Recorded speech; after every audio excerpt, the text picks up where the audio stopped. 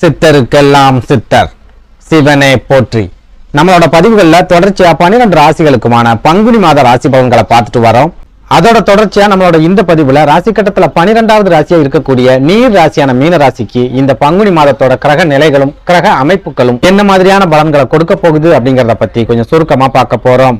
அதனால மீனராசி அன்பர்கள் இந்த வீடியோவை கொஞ்சம் கூட ஸ்கிப் பண்ணாம கடைசி வரைக்கும் முழுமையா பாருங்க. அதுக்கு முன்னாடி நம்ம சேனலை நீங்க இப்பதான் முறையா பாக்குறீங்க அப்படின்னா தயவு செஞ்சு சப்ஸ்கிரைப் பண்ணிக்கோங்க. வீடியோ பிடிச்சிருந்தா மறக்காம அந்த லைக் பட்டனையும் தட்டி விட்டுருங்க. அதை விட முக்கியமா உங்களை மாதிரியே போராட்டமான ஒரு வாழ்க்கையை வாழ்ந்துட்டு வரக்கூடிய மீனராசிக்காரங்க உங்க நட்பு வட்டாரத்திலேயோ அல்லது சொந்த பந்தத்திலேயோ இருக்காங்க அப்படின்னா அவங்களுக்கு இந்த வீடியோவை மறக்காம ஷேர் பண்ணி விட்டுருங்க. மீனராசியை பொறுத்த வரைக்கும் தற்சமயம் இவங்க விரயச்சனியோட ஆதிக்கத்துல இருக்காங்க. இந்த விரயச்சனி தொடர்ச்சியான பண விரயத்தை ஏற்படுத்தும், கடன் நெருக்கடிகளை ஏற்படுத்தும், உடல் ஆரோக்கியத்துல பாதிப்புகளை ஏற்படுத்தும், போதாக்குறைக்கு நிறைய இடமாற்றங்களையும் ஏற்படுத்தும். அதாவது நீங்க உத்தியோகத்துல இருக்கிறீங்க அப்படின்னா ஒரே நிறுவனத்துல உங்களால தொடர்ச்சியா வேலை பார்க்க முடியாது. அடிக்கடி வேலை மாற்றத்தை சந்திக்கக்கூடிய ஒரு சூழலை இந்த விரயச்சனி ஏற்படுத்தி கொடுக்கும். சொந்த ஊரை விட்டுட்டு வெளியூர்களுக்கு போகக்கூடிய அளவுக்கு கடன் சம்பந்தமான நெருக்கடிகளையும் இந்த விரயச்சனி கட்டாயமா ஏற்படுத்தும். போதாக்குறைக்கு ஒரு சில மீனராசிக்காரங்களை எடுத்துக்கிட்டோம் அப்படின்னா இந்த விரயச்சனி காலத்துல ரொம்ப பெரிய அளவிலான உடல் ஆரோக்கிய பாதிப்புகளை சந்திச்சுட்டு வராங்க. அது மூலமா தொடர்ச்சியான மருத்துவ செலவுகள் அப்படிங்கறதும் மீனராசிக்காரங்களுக்கு கண்டிப்பா ஏற்பட்டிருக்கும். சுருக்கமா சொல்லணும் அப்படின்னா இந்த விரயச்சனி பெரும்பாலான மீனராசிக்காரங்களோட வாழ்க்கையை தலைகீழா புரட்டி போட்டிருக்கு. ஒரு சில மீனராசிக்காரங்களை கடன்காரங்களா மாத்தி சொந்த ஊரை விட்டு விரட்டி அடிச்சிருக்கு. சுருக்கமா சொல்லணும் அப்படின்னா இந்த விரயச்சனி மீனராசிக்காரங்களோட வாழ்க்கையில நிம்மதி அப்படிங்கிற ஒன்னே இல்லாம பண்ணிடுச்சு. போதாக்குறைக்கு நிறைய ஏமாற்றங்களையும் தொடர்ச்சியான மனக்குழப்பங்களையும் இந்த விரயச்சனி காலத்துல மீனராசிக்காரங்க சந்திச்சுட்டு வராங்க.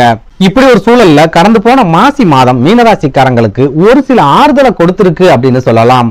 அதாவது கடந்த காலங்கள்ல மீனராசிக்காரங்க சந்திச்சுட்டு வந்த நெருக்கடிகள்ல இருந்தும் பண இழப்புகள்ல இருந்தும் ஒரு விடுதலை கொடுத்த ஒரு மாதமாவே கடந்த மாசி மாதம் இருந்திருக்கு அப்படின்னு சொல்ல முடியும். அதாவது கடந்த மாசி மாதத்தை பொறுத்த வரைக்கும் பெரும்பாலான மீனராசிக்காரங்களோட குடும்ப வாழ்க்கையில மகிழ்ச்சியும் சந்தோஷமும் கிடைக்க ஆரம்பிச்சிருக்கும். கணவனும் மனைவியும் ஒருத்தர் புரிஞ்சுக்கிட்டு விட்டு கொடுத்து ஒரு இன்பமான வாழ்க்கையை வாழ ஆரம்பிச்சிருப்பாங்க. அதே போல கடந்த மாசி மாசத்துல மீனராசிக்காரங்களோட உடல் ஆரோக்கியத்திலையும் பெரிய அளவுல பாதிப்புகள் ஏற்படல அப்படின்னு சொல்லலாம். அதாவது பருவகால நோய்கள் அப்படின்னு சொல்லப்படுற காய்ச்சல், தலைவலி இந்த மாதிரியான சின்ன சின்ன பாதிப்புகள் கடந்த மாசி மாசத்துல இருந்திருக்குமே ஒழிய பெரிய அளவிலான பாதிப்புகள் அப்படிங்கிறது மீனராசிக்காரங்களுக்கு இருந்திருக்காது. அதே போல கடந்த காலங்களை எடுத்துக்கிட்டோம் அப்படின்னா மீனராசிக்காரங்க ரொம்பவே கஷ்டப்பட்டு உழைச்சிருப்பாங்க. அந்த உழைப்பு மூலமா பணத்தையும் சம்பாதிச்சிருப்பாங்க. ஆனா அந்த பணத்தை பிரயோஜனமா எந்த செலவும் செய்ய முடியாம விரைய செலவா தண்டமா செலவு பண்ணிருப்பாங்க. ஆனா கடந்த மாசி மாதத்தை பொறுத்த வரைக்கும் மீனராசிக்காரங்க உழைச்ச பணத்தை பிரயோஜனமா செலவு பண்ணிருக்காங்க அப்படின்னு சொல்லலாம்.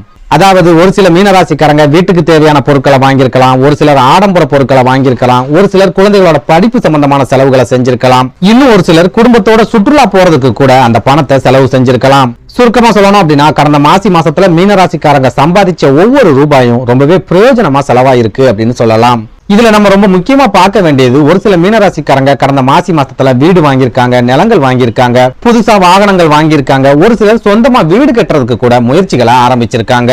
அதாவது புரியுற மாதிரி சொல்லணும் அப்படின்னா மீனராசிக்காரங்க அவங்க வாழ்க்கையில தொடர்ச்சியா சந்திச்சுட்டு வந்த நெருக்கடியான காலங்களை எல்லாம் கொஞ்சம் கொஞ்சமா கடந்து வந்துகிட்டு இருக்காங்க அப்படின்னு சொல்லலாம். இதனால இனி வரக்கூடிய காலங்கள் கண்டிப்பா மீனராசிக்காரங்களுக்கு யோகமான காலங்களா தான் இருக்க போகுது. அதுலயும் முக்கியமா வரப்போற குரு பயிற்சிக்கு அப்புறமா மீனராசிக்காரங்களோட வாழ்க்கையில மிகப்பெரிய மாற்றம் அப்படிங்கிறது கட்டாயமா நடக்க போகுது.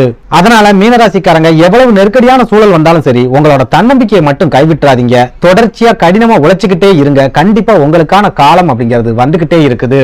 இனி மீனராசிக்காரங்களுக்கு இந்த பங்குனி மாதத்தோட கிரக நிலைகள் என்ன மாதிரியான யோகங்களை கொடுக்க போகுது அப்படிங்கறத பத்தி பார்க்கலாம். அந்த வகையில இந்த பங்குனி மாதத்தோட கிரக நிலைகளை ஆராய்ச்சி பார்க்கும்போது மீனராசி அன்பர்களுக்கு ஏற்ற இறக்கமான பலன்களை கொடுக்கக்கூடிய ஒரு மாதமாவே இந்த பங்குனி மாதம் இருக்க போகுது.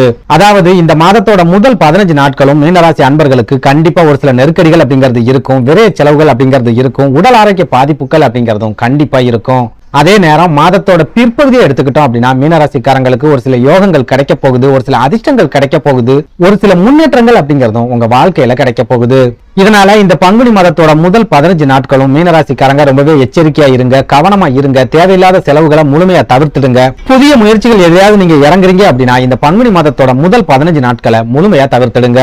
அதாவது இந்த பங்குனி மாதம் முழுக்கவே சூரிய பகவான் உங்களோட ஜென்ம ராசியான மீன ராசியில ராகு பகவானோட இணைஞ்சி சஞ்சாரம் பண்ண போறார். சூரிய பகவான் உங்களோட ஜென்ம ராசியான மீன ராசியில இருக்கும் போது உங்களுக்கு நிறைய மன தைரியம் அப்படிங்கிறது கிடைக்கும், தன்னம்பிக்கை அப்படிங்கிறது கிடைக்கும், எதையாவது நம்ம சாதிக்கணும் அப்படிங்கிற ஒரு வெறி உண்டாகும், சொந்தக்காரங்க முன்னாடி நம்ம வாழ்ந்து காட்டணும் அப்படிங்கிற ஒரு வைராகியமும் கண்டிப்பா உண்டாகும். போதாக்குறைக்கு ஜென்ம ராசியில இருக்கிற சூரிய பகவான் உங்களுக்கு நிறைய புத்துணர்ச்சியை கொடுப்பார், சுறுசுறுப்பை கொடுப்பார். இதனால இந்த மாதம் முழுக்கவே நீங்க ரொம்ப ஆக்டிவாவும் சுறுசுறுப்பாவும் இருக்க போறீங்க. அதே நேரம் ஜென்ம ராசியில சூரிய பகவானோட இணைஞ்சி ராகு பகவானும் இருக்கிறதால நீங்க முன்ன பின்ன யோசிக்காம ஒரு சில முடிவுகளை அவசரப்பட்டு எடுக்க போறீங்க. அப்படி நீங்க எடுக்கக்கூடிய அவசர முடிவுகள் மூலமா உங்களுக்கு ஒரு சில பிரச்சனைகள் அப்படிங்கறதும் இந்த பங்குனி மாசத்துல வரப்போகுது. குறிப்பிட்டு சொல்லணும் அப்படின்னா, அடுத்தவங்க கஷ்டத்துல இருக்காங்களே அப்படின்னு கொஞ்சம் கூட யோசிக்காம அவசரப்பட்டு ஓடி போய் உதவிகளை செய்ய போறீங்க.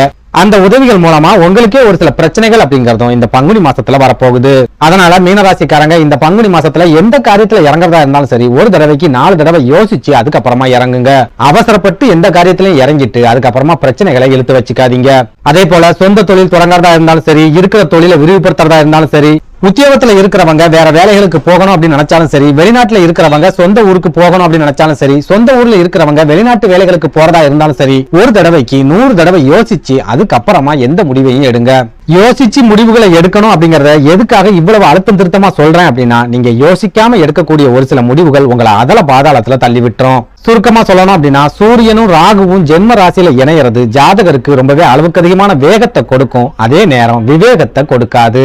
விவேகம் இல்லாத வேகம் ஜாதகருக்கு கண்டிப்பா வீழ்ச்சியை தான் கொடுக்குமே ஒழிய எந்த வகையிலையும் முன்னேற்றத்தையோ அதிர்ஷ்டத்தையோ கொடுக்காது.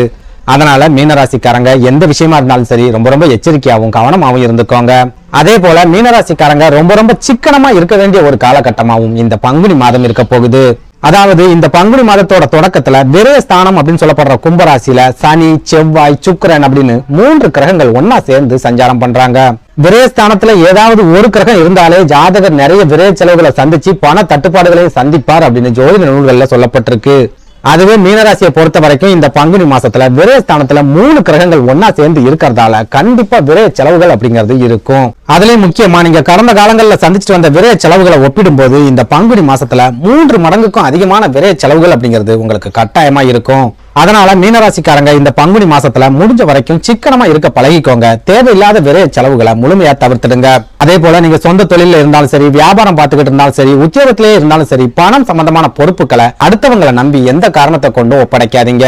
அதே நேரம் இந்த பங்குனி மாசத்துல என்னதான் உங்களுக்கு விரய செலவுகள் அதிக அளவுல இருந்தாலும் குரு பகவான் 2வது வீடான தனஸ்தானம் அப்படின்னு சொல்லப்படுற மேஷராசியில இருக்கிறதால பண வரவு அந்த செலவுக்கு தகுந்த மாதிரி கண்டிப்பா கிடைக்கும். அதாவது எந்த அளவுக்கு உங்களுக்கு விரய செலவுகள் அப்படிங்கிறது இருக்குதோ அதே அளவுக்கான பண வரவும் இந்த பங்குனி மாசத்துல கண்டிப்பா இருக்கும்.